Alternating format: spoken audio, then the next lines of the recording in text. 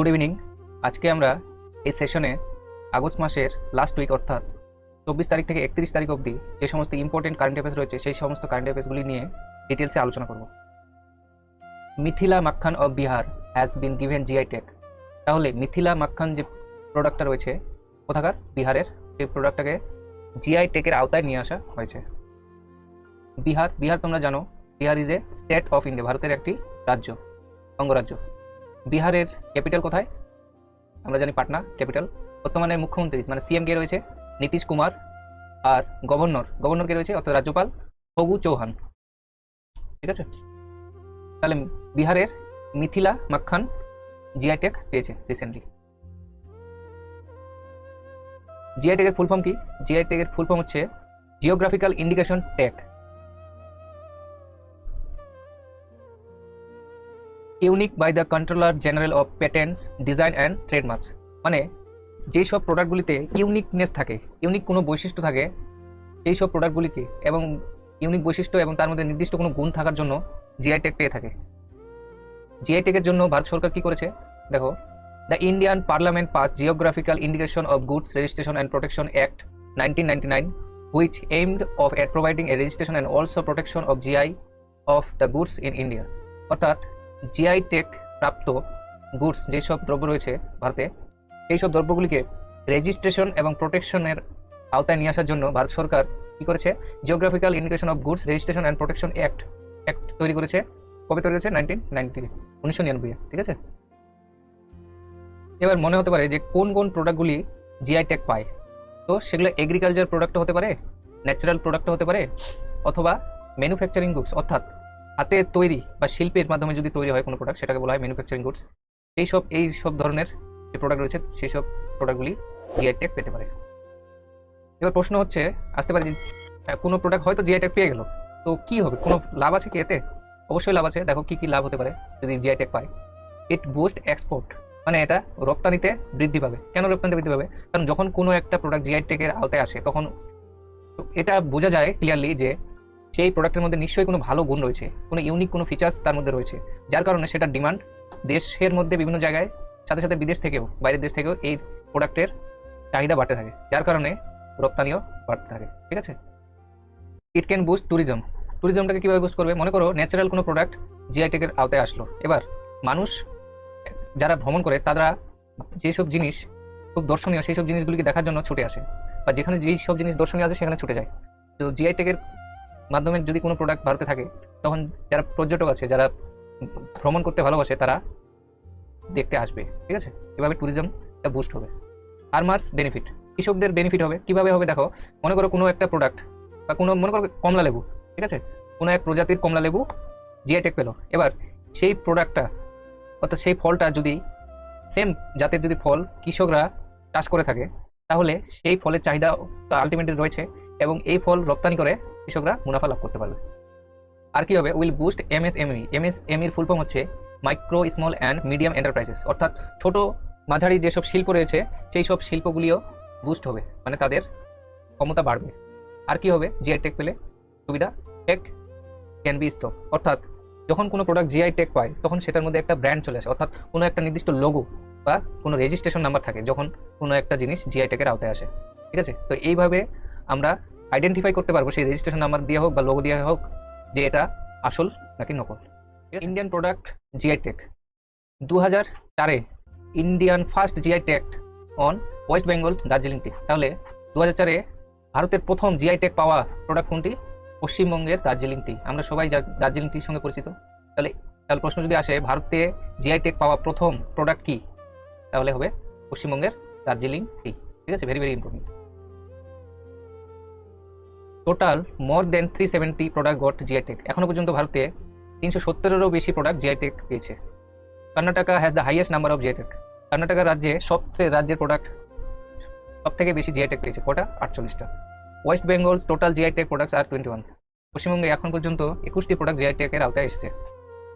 Latest অর্থাৎ সর্বশেষ Madurkathi of West Bengal got GI tag on 18 May 2018। অর্থাৎ সর্বশেষ যে প্রোডাক্টটা পশ্চিমবঙ্গের জিআই ট্যাগ পেয়েছে সেটা কি? মাদুরকাঠি। তাহলে প্রশ্ন যদি করে পশ্চিমবঙ্গের সর্বশেষ মানে লাস্ট যে প্রোডাক্টটা জিআই ট্যাগ পেয়েছে সেটা কি? রসগোল্লা, মাদুরকাঠি, দার্জিলিং টি? তাহলে সঠিক আনসার কি হয়ে যাবে? মাদুরকাঠি। আর যদি বললে পশ্চিমবঙ্গের তথা ভারতের সব থেকে প্রথম জিআই ট্যাগ পাওয়া প্রোডাক্ট কোনটি, তাহলে হয়ে যাবে দার্জিলিং টি। ঠিক আছে, তাহলে মাদুরকাঠি কবে পেয়েছে পশ্চিমবঙ্গের? 2018 সালের 18ই মে মাসে, 18 তারিখে। ঠিক আছে।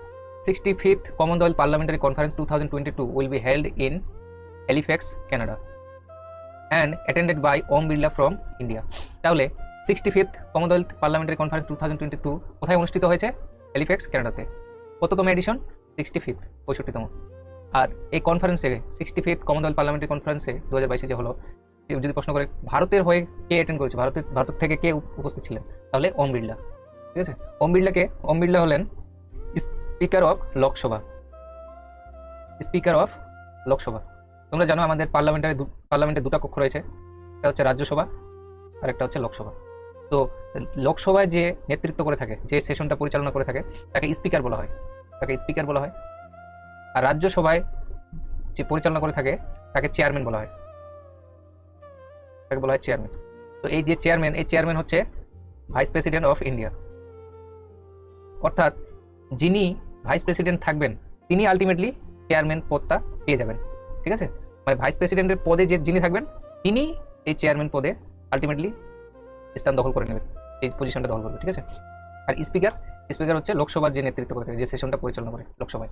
তো স্পিকার বর্তমানে কে রয়েছে আমাদের? ওম বিড়লা, ইনি রয়েছেন আমাদের স্পিকার। আর চেয়ারম্যান তাহলে কে হবে? আমাদের যিনি এখন বর্তমানে ভাইস প্রেসিডেন্ট রয়েছে, উপরাষ্ট্রপতি। তো উপরাষ্ট্রপতি আমাদের বর্তমানে রয়েছে জগদীপ ধনখড়। ঠিক আছে, তাহলে ইনি হয়ে যাবেন চেয়ারম্যান রাজ্যসভার। ঠিক আছে, আশা করি বুঝতে পারছো। Uttar Pradesh government will develop India's first education township. তাহলে ভারতের প্রথম এডুকেশন টাউনশিপ কোথায় অনুষ্ঠিত হতে চলেছে? উত্তরপ্রদেশে। কি এই এডুকেশন টাউনশিপ? এডুকেশন টাউনশিপ হলো এডুকেশন উইথ স্কিল ডেভেলপমেন্ট। অর্থাৎ পড়ার সাথে সাথে বিদ্যালয়ে প্রফেশনাল কাজে বা হাতের কাজের প্রশিক্ষণ দেওয়া হবে। ঠিক আছে, যাতে করে তারা যখন কলেজ পাস আউট হবে তখন তাদের যেন চাকরির উপর ডিপেন্ডেন্ট না হয়ে থাকতে হয়, তারা হাতের কাজে বা স্কিলের মাধ্যমে যেন কোনো কাজ করতে পারে বা নিজস্ব ব্যবসা গড়ে তুলতে পারে। এই জন্য এই পদক্ষেপ নেওয়া হয়েছে। কোন রাজ্য নিয়েছে এই পদক্ষেপ? Uttar Pradesh. As per the Yogi Adityanath government, the education township will be developed on the idea of single entry, multiple exit. অর্থাৎ তাদের সরকার বলেছে, যোগী আদিত্যনাথের সরকার বলেছে যে এর ফলে কি হবে, যে ছাত্ররা পড়াশোনার সাথে সাথে যদি স্কিল ডেভেলপমেন্টের কাজ শেখে তাহলে একই সময়ের মধ্যে তাদের এক্সট্রা করে আর সময় দিতে হচ্ছে না। কারণ আমাদের অনেক সময় কি হয়, আমরা পড়াশোনা শেষ করার পরে কোনো কাজে ঢুকে পড়ি, কোনো কাজ শিখি। কিন্তু এখানে পড়াশোনার সাথে সাথে স্কিল ডেভেলপ করা হবে, যাতে তার এন্ট্রিটা তো হবে সিঙ্গেল, কিন্তু যখন সে বেরোবে তার হাতে অনেক অপশন থাকবে। সে পড়াশোনার উপর যদি ভালো হয় তাহলে পড়াশোনার দিয়ে কিছু করতে পারবে, জব করতে পারবে। যদি পড়াশোনা অতটা ভালো না হয় বা যদি ওর জব করার ইচ্ছা না হয়, নিজস্ব ব্যবসা করার ইচ্ছা হয় বা হাতের কাজ করার ইচ্ছা হয়, মানে তার কাছে অনেক রাস্তা থাকবে। ওই জন্য বলছে single entry and multiple exit. Uttar Pradesh আমাদের একটি অঙ্গরাজ্য। উত্তরপ্রদেশের ক্যাপিটাল, রাজধানী কোথায়? লখনৌতে। গভর্নর অর্থাৎ রাজ্যপাল কে রয়েছে? আনন্দীবেন পাটেল। সিএম, উত্তরপ্রদেশের বর্তমান সিএম অর্থাৎ মুখ্যমন্ত্রী কে রয়েছেন? Yogi Adityanath. Most populous state in India, মানে ভারতের মধ্যে সর্বাধিক জনসংখ্যা কোন রাজ্যে? উত্তরপ্রদেশে, এই রাজ্যে। আর সর্বনিম্ন জনসংখ্যা কোথায়, মানে সব থেকে জনসংখ্যা কম কোন রাজ্যে? সিকিমে জনসংখ্যা সব থেকে কম, আর সব থেকে বেশি তাহলে কোথায়? উত্তরপ্রদেশে। 2000 সালে উত্তরাখণ্ড ওয়াজ ফর্ম ফ্রম ইউপি, মানে উত্তরপ্রদেশ ভেঙে 2000 সালে উত্তরাখণ্ড যে রাজ্যটি রয়েছে সেই রাজ্যটি গঠিত হয়। ঠিক আছে, কবে তাহলে? 2000 সালে। কোন রাজ্যকে ভেঙে? UP, Uttar Pradesh. In Paraguay external affairs minister S Jaishankar. তাহলে আমাদের দেশের এক্সটার্নাল অ্যাফেয়ার্স মিনিস্টার অর্থাৎ বিদেশ মন্ত্রী S Jaishankar unveil the statue of Mahatma গান্ধীর স্ট্যাচু মূর্তি উন্মোচন করলেন। কোন দেশে? প্যারাগুয়েতে। প্যারাগুয়ে হচ্ছে সাউথ আমেরিকান একটি কান্ট্রি। ঠিক আছে। Capital and largest city of প্যারাগুয়ের ক্যাপিটাল, রাজধানী এবং লার্জেস্ট সিটি কোনটা? আসুনসিয়ন। প্রেসিডেন্ট কে রয়েছে প্যারাগুয়ে বর্তমানে? মেরিও অ্যাবদো বেনিতেজ। ঠিক আছে, মেরিও অ্যাবদো বেনিতেজ। কারেন্সি কি? গুরানি। তাদের কারেন্সিকে কি বলা হয়? Guarani. Vikram Doraiswamy was appointed as next high commissioner of India to Britain. Vikram দরাইস্বামীকে অ্যাপয়েন্ট করা হয়েছে হাই কমিশনার অফ ইন্ডিয়া, ভারতের হয়ে হাই কমিশনার ব্রিটেনের জন্য। ভারতের হয়ে ব্রিটেনে যাবে, যেরকম ব্রিটেন থেকে ভারতে হাই কমিশনার আসবে, সেরকম ভারত থেকে ব্রিটেনের হাই কমিশনার হিসেবে নিয়োগ করা হয়েছে কাকে? বিক্রম দরাইস্বামীকে। ইনি এর আগে বাংলাদেশের হাই কমিশনার হিসেবে নিযুক্ত ছিলেন। Garba dance has been included in the list of UNESCO's intangible cultural heritage list in India. তাহলে গারবা ড্যান্সটা ইনক্লুড হয়েছে কোথায়? UNESCO intangible cultural heritage list, এই লিস্টে ইনক্লুড হয়েছে। ঠিক আছে, গারবা যে ড্যান্সটা আছে এটা হচ্ছে গুজরাটের জাতীয় নৃত্য, আর ওয়েস্ট বেঙ্গলের জাতীয় নৃত্য কি? গৌড়ীয় নৃত্য। লাস্ট ইয়ার দুর্গাপূজা তোমরা জানো, Durga Puja is the one of the biggest festival of West Bengal. পশ্চিমবঙ্গের সব থেকে বড় উৎসব হচ্ছে Durga Puja. Was inscribed on UNESCO intangible cultural list and Garba is nominated for 2022। অর্থাৎ লাস্ট ইয়ার মানে 2021 সালে দুর্গাপূজা এই লিস্টে ইনক্লুড হয়েছিল। তাহলে প্রশ্ন যদি আসে 2021 সালে ইউনেস্কো ইনটেনজিবল কালচারাল লিস্টে কোন পূজা বা কোন প্রোগ্রামটা, কোন ফেস্টিভ্যালটা ইনক্লুড হয়েছিল? তাহলে দুর্গাপূজা। আর 2022-এ কোনটা হয়েছে? গারবা ড্যান্স। এটা গুজরাটের জাতীয় নৃত্য। ঠিক আছে, পশ্চিমবঙ্গের জাতীয় নৃত্য কি? Gaudiya dance. President of Ukraine will be given the liberty medal 2022। তাহলে কোন দেশের রাষ্ট্রপতিকে লিবার্টি মেডেল দেওয়া হবে 2022-এর? ইউক্রেন। ঠিক আছে, প্রেসিডেন্ট অফ ইউক্রেনের রাষ্ট্রপতিকে। ক্যাপিটাল কোথায় ইউক্রেনের? কিভ। বর্তমানে প্রেসিডেন্ট কে রয়েছে? Vladimir Zelensky. তাদের কারেন্সিকে কি বলা হয়? Ukrainian hryvnia. ঠিক আছে, Ukrainian hryvnia. Recently in Punjab PM Narendra Modi inaugurated Homi Bhabha cancer hospital and research centre. তাহলে প্রশ্ন যদি আসে Homi Bhabha cancer hospital and research centre recently কে ইনাগুরেট করলো, অর্থাৎ উদ্বোধন করলো? তাহলে আমাদের শ্রদ্ধেয় প্রধানমন্ত্রী নরেন্দ্র মোদী। যদি বলে কোথায় উদ্বোধন করলো, তাহলে পাঞ্জাব। ঠিক আছে, ক্যাপিটাল কোথায় পাঞ্জাবের ক্যাপিটাল অর্থাৎ রাজধানী হলো চণ্ডীগড়। এই চণ্ডীগড় কার? হরিয়ানারও ক্যাপিটাল, উভয়েরই, মানে পাঞ্জাব প্লাস হরিয়ানা দুই রাজ্যেরই একটাই ক্যাপিটাল, সেটা হচ্ছে চণ্ডীগড়। CM অর্থাৎ মুখ্যমন্ত্রী কে রয়েছেন পাঞ্জাবে বর্তমানে? মুখ্যমন্ত্রী রয়েছে ভগবন্ত মান। আর গভর্নর অর্থাৎ রাজ্যপাল কে রয়েছে পাঞ্জাবের বর্তমানে? বনওয়ারি লাল পুরোহিত। আর CM মুখ্যমন্ত্রীকে Bhagwant Mann. In Paraguay external affairs minister S Jaishankar unveil the Indian embassy. তাহলে আমাদের বিদেশ মন্ত্রী রিসেন্টলি কোন দেশে ইন্ডিয়ান এম্বাসির উদ্বোধন করলো? প্যারাগুয়েতে। 12th Indian science film festival organise in Madhya Pradesh. তাহলে 12তম এডিশনের ইন্ডিয়ান সায়েন্স ফিল্ম ফেস্টিভ্যাল কোন রাজ্যে অনুষ্ঠিত হলো? মধ্যপ্রদেশে। ঠিক আছে, মধ্যপ্রদেশকে কি বলা হয়, কি নামে খ্যাত? হার্ট অফ ইন্ডিয়া, ভারতের হৃদয় বলে পরিচিত এই রাজ্যটি। ঠিক আছে, এই রাজ্যটি অ্যাকচুয়ালি ভারতের একদম মিডিলে থাকার জন্য এটাকে হার্ট অফ ইন্ডিয়া বলা হয় এই রাজ্যকে। ক্যাপিটাল কোথায় মধ্যপ্রদেশের, অর্থাৎ রাজধানী ভোপাল। বর্তমানে CM অর্থাৎ মুখ্যমন্ত্রী কে রয়েছেন? শিবরাজ সিং চৌহান। গভর্নর রাজ্যপাল কে রয়েছেন মধ্যপ্রদেশের? Mangubhai Patel. By 2025 India has set a target of laying 1.8 lakh kilometre highway and 1.2 lakh kilometre railway line. মানে একটা রিপোর্ট থেকে জানা যাচ্ছে যে ইন্ডিয়ার টার্গেট রয়েছে 2025-এর মধ্যে তারা হাইওয়ে যে রোড আছে সেই রাস্তার টোটাল দৈর্ঘ্য কত হবে? 1.8 লাখ কিলোমিটার হবে টোটাল। বর্তমানে কত রয়েছে? বর্তমানে রয়েছে 1.5 লাখ কিলোমিটার হাইওয়ে রয়েছে। ঠিক আছে, আর 2025-এর মধ্যে কত হবে বলে এস্টিমেট করা হচ্ছে? 1.8, মানে 30,000 কিলোমিটার রোড তৈরি হবে 2025-এর মধ্যে, হাইওয়ে রোড। আর 1.2 লাখ কিলোমিটার রেলওয়ে লাইন হবে, মানে টোটাল হবে। বর্তমানে কত রয়েছে? বর্তমানে রয়েছে প্রায় 1 লাখের মতো, 1 লাখ কিলোমিটারের মতো রয়েছে। ঠিক আছে, 1 লাখ কিলোমিটারের মধ্যে রয়েছে রেল লাইন। আর এটা বেড়ে 2025-এর মধ্যে মানে টোটাল আরো 20,000 কিলোমিটার আরো ইনক্লুড হবে, নতুন রাস্তা তৈরি হবে। আর এটা সম্পূর্ণ হবে কবে এস্টিমেট করা হচ্ছে? 2025-এর মধ্যে। ঠিক আছে, a report by Bank of America Securities India has started that India will have 1.8 lakh kilometre highway and 1.2 lakh kilometre rail lines by 2025। মানে কোন রিপোর্টের মাধ্যমে তাহলে এটা প্রকাশ করা হয়েছে? যে এই তথ্যটা ব্যাংক অফ আমেরিকা সিকিউরিটিজ। ঠিক আছে, এই রিপোর্টের মাধ্যমে এটা বলা হয়েছে যে ভারত 2025-এর মধ্যে 1.8 লাখ কিলোমিটার হাইওয়ে থাকবে টোটাল, আর 1.2 লাখ কিলোমিটার রেল লাইন থাকবে 2025-এর মধ্যে। আস্তে আস্তে 2025 আসার সময় আস্তে আস্তে এত কিলোমিটার রেল লাইন আর এত কিলোমিটার হাইওয়ে থাকবে। বর্তমানে হাইওয়ে রয়েছে 1.5 লাখ কিলোমিটার আর 1 লাখ কিলোমিটার রয়েছে rail line. Former German chancellor Angela Merkel on the UNESCO peace prize 2022। তাহলে 2022-এর ইউনেস্কো পিস প্রাইজ কে পেয়েছে? Angela Merkel, very very important upcoming যে কোনো এক্সামের জন্য আসার চান্স 100%। কি জন্য তিনাকে এই পুরস্কারে সম্মানিত করা হয়েছে? For its effort to welcome refugees, রিফিউজিদের ওয়েলকাম করার প্রতি, রিফিউজিদের প্রতি তার যে শ্রদ্ধা, সেই এফোর্টের জন্য তাকে ইউনেস্কো পিস প্রাইজ 2022 এ সম্মানিত করা হয়েছে। RBI announces the launch of digital rupee by the end of 2022। তাহলে কোন ব্যাংক অ্যানাউন্স করেছে যে তারা ডিজিটাল রুপি লঞ্চ করবে বাই দ্য এন্ড অফ 2022 এর শেষের দিকে? তাহলে আরবিআই। আরবিআই ফুল ফর্ম আমরা জানি reserve bank of India.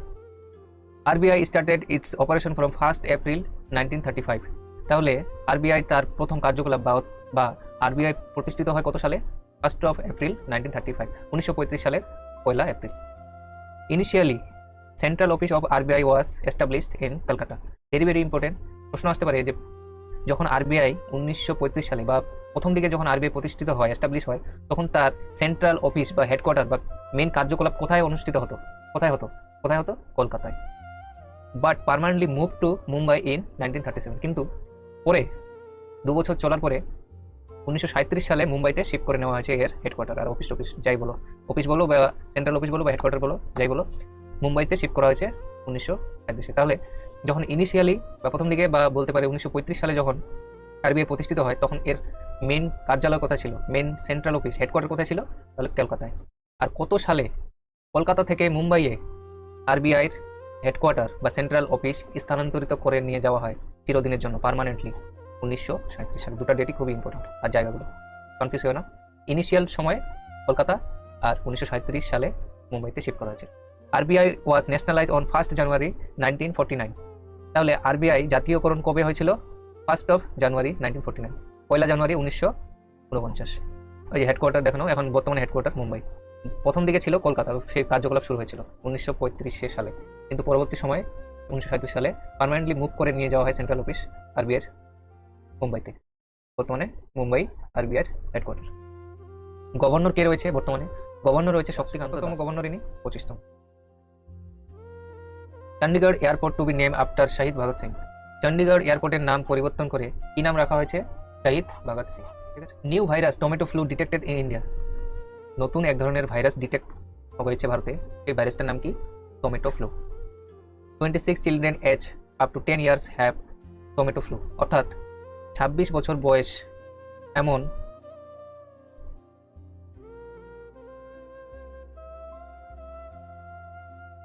New virus tomato flu detected in India. ভারতে এক নতুন ধরনের ভাইরাস এর ডিটেক্ট হয়েছে, অনুসন্ধান হয়েছে বা ধরা পড়েছে, যেটাই বলো। এই ভাইরাসটার নাম কি? Tomato flu. 26 children age up to 10 years have tomato flu. অর্থাৎ 26 জন এমন শিশু ইনফেক্টেড হয়েছে এই ভাইরাসের দ্বারা যাদের বয়স 10 বছর অবধি। ঠিক আছে। whereas 82 kids below 5 years of age have been infected so far। কিন্তু 82 জন শিশু এমন রয়েছে বা এমন শিশু ইনফেক্টেড হয়েছে এই ভাইরাসের দ্বারা যাদের বয়স 5 বছরের নিচে। ঠিক আছে। তো বাচ্চাদের জন্য এই ভাইরাসটা খুবই danger, tomato flu. The Indian clean air summit 2022 begins in Bengaluru. তাহলে the Indian clean air summit 2022 কোথায় শুরু হয়েছে? বেঙ্গালুরুতে। বেঙ্গালুরু তোমরা জানো, বেঙ্গালুরু ইজ দ্য ক্যাপিটাল, রাজধানী। কার রাজধানী? কোন রাজ্যের? কর্ণাটকের রাজধানী। ভেঙ্কাইয়া নাইডু লঞ্চ এ বুক টাইটেল এ নিউ ইন্ডিয়া সিলেক্টেড রাইটিংস 2014-19। তাহলে এম ভেঙ্কাইয়া নাইডু একটা বই লঞ্চ করেছে, বইটার টাইটেল কি? A new India selected writings 2014-19। M Venkaiah নাইডুকে, ইনি হলেন প্রাক্তন উপরাষ্ট্রপতি, ভারতের প্রাক্তন উপরাষ্ট্রপতি। ঠিক আছে। Former vice president of India. বর্তমানে ভাইস প্রেসিডেন্ট কে রয়েছে ভারতের? বর্তমানে ভাইস প্রেসিডেন্ট রয়েছে Jagdeep Dhankhar. NASA's James Webb telescope has captured incredible images of Jupiter.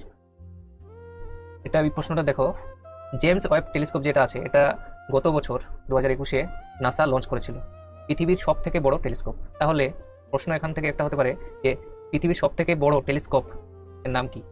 তাহলে কি হবে? James Webb telescope. বলতে পারে জেমস ওয়েব টেলিস্কোপ কোন সংস্থা লঞ্চ করেছে? নাসা, ইসরো, না ডিআরডিও, না রাশিয়ান স্পেস সংস্থা? তাহলে কি হয়ে যাবে আনসার? নাসা। তাহলে বোঝা গেল। এবার কি বলছে আরেকটা প্রশ্ন কি হতে পারে এই লাইন থেকে, যে নাসার জেমস ওয়েব টেলিস্কোপ রিসেন্টলি কোন প্ল্যানেটের ছবি ক্যাপচার করেছে? তাহলে কোন প্ল্যানেটের ছবি ক্যাপচার করেছে? জুপিটার। ঠিক আছে। নাসার ফুল ফর্ম কি? National Aeronautics and space administration. National Aeronautics and space administration. NASA কবে এস্টাবলিশ হয়েছিল? 1958 এই একই বছরে ভারতের DRDO যে সংস্থা রয়েছে এই সংস্থাও স্থাপিত হয়েছিল। হেডকোয়ার্টার কোথায়? হেডকোয়ার্টার হচ্ছে ওয়াশিংটন ডিসিতে। ঠিক আছে, এই ওয়াশিংটন ডিসি হচ্ছে আমেরিকার, অর্থাৎ ইউএসএ যে আছে, ইউএসএ শর্টকাটে আমেরিকা বলা হয়। ইউএসএ ফুল ফর্ম হচ্ছে ইউনাইটেড স্টেটস অফ আমেরিকা। ঠিক আছে, তো আমেরিকা বলতে পারো, ইউএসএ বলতে পারো, ইউএসএও বলতে পারো। তো এর ক্যাপিটাল হচ্ছে ওয়াশিংটন ডিসি। বর্তমানে আমেরিকার প্রেসিডেন্ট কে রয়েছে? Joe Biden. আর ভাইস প্রেসিডেন্ট কে রয়েছে? Kamala Harris. অ্যাডমিনিস্ট্রেটর কে রয়েছে নাসার? যেরকম ইসরোর যে হেড তাকে বলা হয় চেয়ারম্যান, কিন্তু নাসার যে হেড তাকে বলা হয় অ্যাডমিনিস্ট্রেটর। ঠিক আছে, তো সেখানকার হেড বা অ্যাডমিনিস্ট্রেটর কে রয়েছে বর্তমানে? বিল Nelson.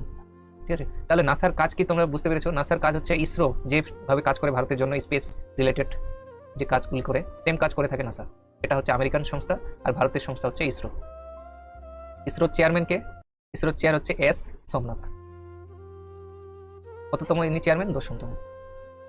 Lok Sabha speaker Om Birla unveiled statues of Pandurang Khankhoje and Swami Vivekananda during visit to Mexico ভিজিটের সময়কালে ওম বিড়লা, একটু আগে আলোচনা করা হলো আমাদের দেশের স্পিকার সময় লোকসভা স্পিকার, বর্তমানে কে রয়েছে? ওম বিড়লা। ইনি উন্মোচন করলেন দুজনের স্ট্যাচু। কার? পান্ডুরঙ্গ খানখোজে আর স্বামী বিবেকানন্দ, এই দুজনের স্ট্যাচু উন্মোচন করলেন। কোথায়? Mexico. South Korea breaks its own record for world's lowest fertility rate. মানে জন্মগত যে রেট, শিশু জন্ম, নবগত শিশুর যে জন্ম, এই শিশুর জন্মের রেটের দিক দিয়ে পৃথিবীর সব থেকে নিম্নে জন্ম হচ্ছে, সেটা রেকর্ড কি করেছে? South Korea. তারা তাদের নিজস্ব রেকর্ড ভেঙে দিয়েছে। অর্থাৎ বর্তমানে 2021 রিপোর্ট অনুযায়ী তাদের ফার্টিলিটি রেট কত জানো? 0.81।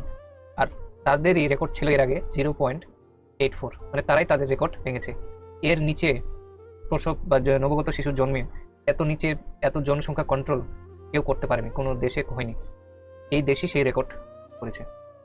অ্যাকচুয়ালি এটা হচ্ছে অ্যাভারেজ, মানে একজন উমেন কতগুলো শিশু জন্ম দিচ্ছে, কতগুলো চাইল্ড জন্ম দিচ্ছে সেটাকে রেশিও। মনে করো 100 জন উমেন 81টা চাইল্ড জন্ম দিল, তাহলে ফার্টিলিটি রেট কত দাঁড়াবে?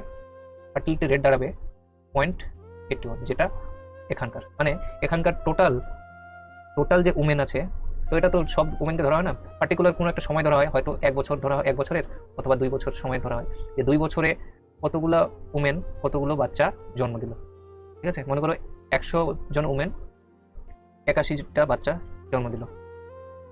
ঠিক আছে, বা জন্ম দেওয়া বলে না, এভাবে মনে করতে পারো যে 100 জন উমেনের কতগুলো বাচ্চা রয়েছে। 100 জন উমেনে জন্ম দেওয়াটা না, কতগুলো বাচ্চা রয়েছে 100 জন উমেনে, মনে করো 81টা রয়েছে, তাহলে ফার্টিলিটি রেট হয়ে যাবে 0.81। ঠিক আছে, সব থেকে বেশি কোন দেশে ফার্টিলিটি রেট বেশি? অর্থাৎ একজন উমেন সমান সব থেকে বেশি কোটা?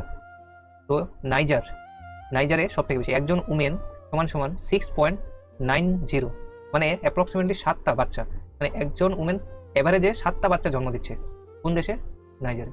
এভাবে যদি বাড়তে থাকে সেই দেশের উন্নতি হতে খুব সময় লাগবে, আর দারিদ্রতা, প্রভার্টি আর হাঙ্গার ইন্ডেক্সে তাদের অবস্থা খুব বাজে চলে যাবে, তাদের ইন্ডেক্সের র্যাঙ্ক খুব পিছিয়ে যাবে, আর দেশের ইকোনমিক্যাল ডেভেলপমেন্ট খুব কম হওয়ার সম্ভাবনা। তো এই ফার্টিলিটি রেট কন্ট্রোল করার জন্য মেইন যেটা দরকার সেটা হচ্ছে এডুকেশন। উমেন এডুকেশন বেশি প্রয়োজন, তাহলে সেই দেশ ফার্টিলিটি রেটটাকে কন্ট্রোল করতে পারবে। আমাদের দেশ ইন্ডিয়ার ফার্টিলিটি রেট কত? 2020 ডাটা অনুযায়ী ইন্ডিয়ার ফার্টিলিটি রেট 2.2, অর্থাৎ একজন উমেন সমান দুইটার বেশি বাচ্চা জন্ম দিয়ে থাকছে, দুইটার বেশি বাচ্চা একজন উমেন সমান। ঠিক আছে, পশ্চিমবঙ্গের ওয়েস্ট বেঙ্গলের কত? ওয়েস্ট বেঙ্গলের ফার্টিলিটি রেট 2019 ডাটা অনুযায়ী 1.6। এটা একদম ঠিক আছে, প্রায় 1.5 থেকে 2 এর মধ্যে যদি থাকে ফার্টিলিটি রেট তাহলে সেটা ঠিক আছে। যেমন ইউএসএ একটা ডেভেলপ কান্ট্রি, 2020 ডাটা অনুযায়ী ইউএস এর ফার্টিলিটি রেট হলো 1.70। ঠিক আছে, আর আমাদের নেবারিং কান্ট্রি পাকিস্তান যে রয়েছে, পাকিস্তানের ফার্টিলিটি রেট হচ্ছে 3.45। আশা করি তোমরা বুঝতে পেরেছো ফার্টিলিটি রেট। তো লোয়েস্ট ফার্টিলিটি রেট রেকর্ড করেছে কোন দেশ? South Korea. ঠিক আছে, আর সব থেকে বেশি ফার্টিলিটি রেটে কোথায়? নাইজারে। কত fertility rate? 6.90। Capital of south কোরিয়ার রাজধানী কোথায়? সোয়েল। বর্তমানে প্রেসিডেন্ট অর্থাৎ রাষ্ট্রপতি কে রয়েছেন ওখানকার? ইয়ান সুক ওয়েল। কারেন্সিকে কি বলা হয় South Korean won. EACPM to launch the India@100 roadmap। তাহলে India@100 roadmap কে লঞ্চ করেছে EACPM। EACPM এর ফুল ফর্ম কি? EACPM এর ফুল ফর্ম হচ্ছে economic advisory council to the prime minister. Economic advisory council to the prime minister. Indian scientist Samir V Kamat appointed as DRDO chairman. তাহলে DRDO chairman হিসেবে কাকে appoint করা হয়েছে? Samir V Kamat. ইনার আগে DRDO চেয়ারম্যান কে ছিলেন? সতীশ রেড্ডি। সতীশ রেড্ডি ছিলেন DRDO চেয়ারম্যান ইনার আগে। DRDO ফুল ফর্ম কি? DRDO ফুল ফর্ম হচ্ছে defence research and development organisation. Defence research and development organisation. কবে এই সংস্থা প্রতিষ্ঠিত হয়? 1958-এ, 1958 সালে। চেয়ারম্যান কে রয়েছে? অর্থাৎ যেরকম নাসার হেডকে বলা হয় অ্যাডমিনিস্ট্রেটর, সেরকম DRDOর যে হেড তাকে কি বলা হয়? চেয়ারম্যান বলা হয়। তো সেই চেয়ারম্যান তাহলে কে বর্তমানে? সামির ভি কামাত। হেডকোয়ার্টার কোথায়? নিউ দিল্লি DRDOর হেডকোয়ার্টার। ফাউন্ডারকে, প্রতিষ্ঠাতাকে? APJ Abdul Kalam Azad. DRDO works under defence ministry of India. তাহলে DRDO কোন মিনিস্ট্রি আন্ডারে কাজ করে? Defence ministry of India. Actually DRDOর কাজ কি? DRDOর কাজ হচ্ছে ডিফেন্সমূলক বা ন্যাশনাল সিকিউরিটি অনুযায়ী যেসব প্রোডাক্ট ভারতের দরকার, যেমন গান, অস্ত্র, ট্যাঙ্ক, মিসাইল, তারপরে মনে করো উন্নত মানের কোনো বুলেট প্রুফ কার, হেলিকপ্টার, বা কোনো ধরনের মিসাইল, রকেট, যা যা লাগে ডিফেন্সের জন্য, ইন্ডিয়ান আর্মির জন্য, ভারতের ডিফেন্সের জন্য যেসব জিনিস লাগে, তারা বেটার কোয়ালিটি এবং লেটেস্ট কোয়ালিটি এবং নতুন নতুন ইনোভেশনের মাধ্যমে তারা এইসব কাজগুলিকে পরিপূর্ণ করে থাকে। যেমন তারা রিসেন্টলি রাশিয়ার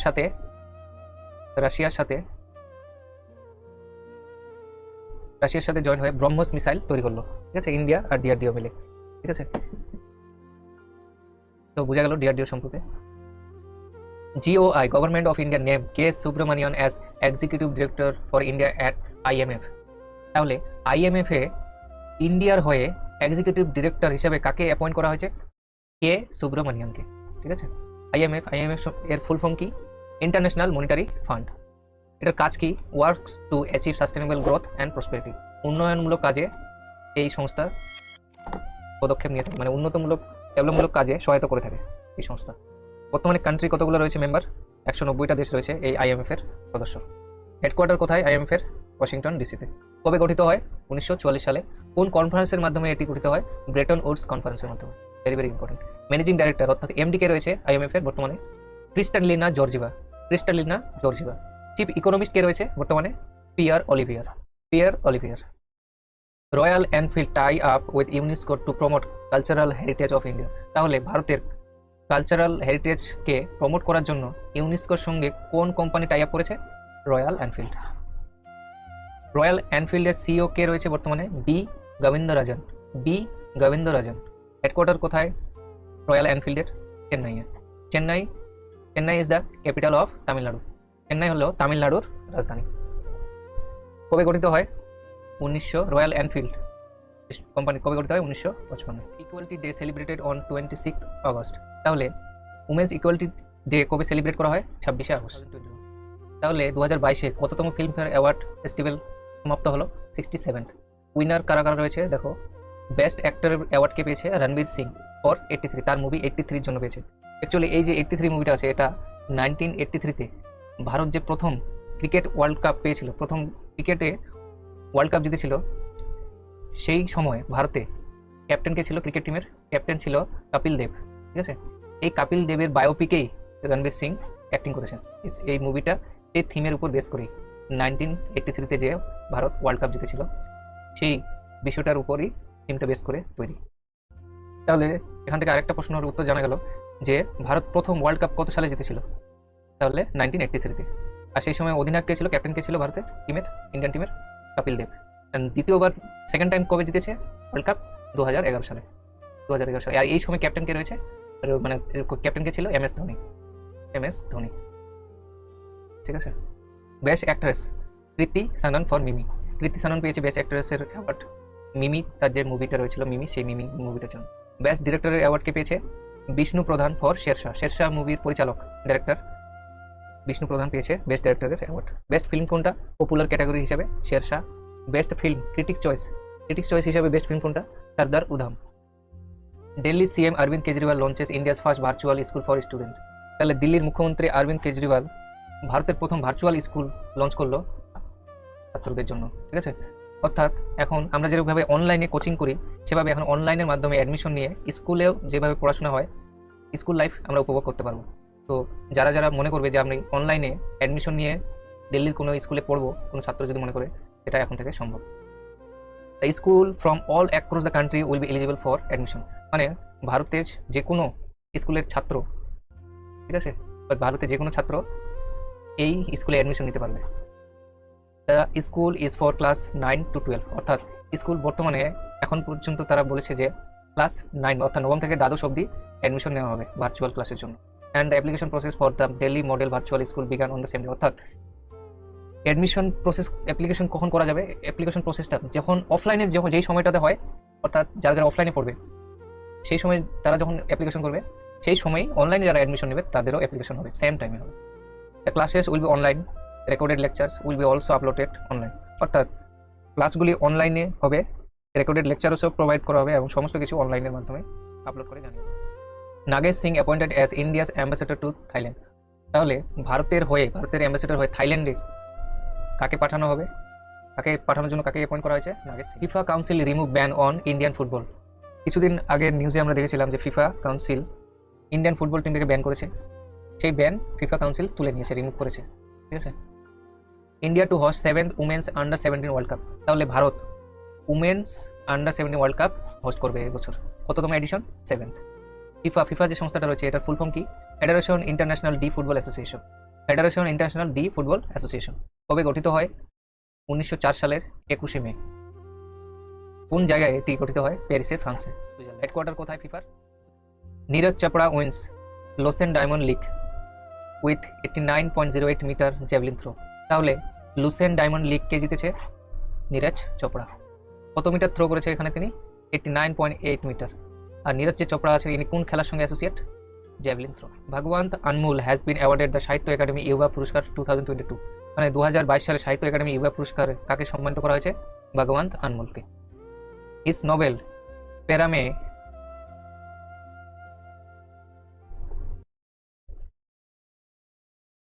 His novel Paramé has been selected for this award, মানে তার নোবেল প্যারামে, এই প্যারামের নোবেলের জন্য তিনি এই অ্যাওয়ার্ডটা পেয়েছেন।